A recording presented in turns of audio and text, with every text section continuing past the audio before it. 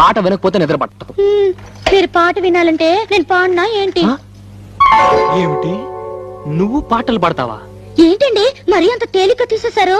మా ఆశ్రమంలో ఫంక్షన్లు జరుగుతున్నప్పుడు పెద్ద పెద్ద వాళ్ళు వచ్చినప్పుడు నా చేతే పాటలు పాడించేవారు.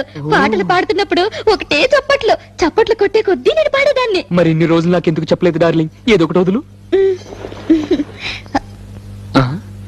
తలుపులు ముయ్యండి. ఏ ఎవరిని వింటారనా? కాదండి, నా పాట మీరు తప్ప మీరు ఎవ్వరూ వినకూడదు. నా పాట మీకే అంకితం. ఓ ఏం కొట్టేవి నచ్చలక. వస్తానుండు, నీ పాట నాకే నాకే అంకితం. ఓకే, ఏది పాడు.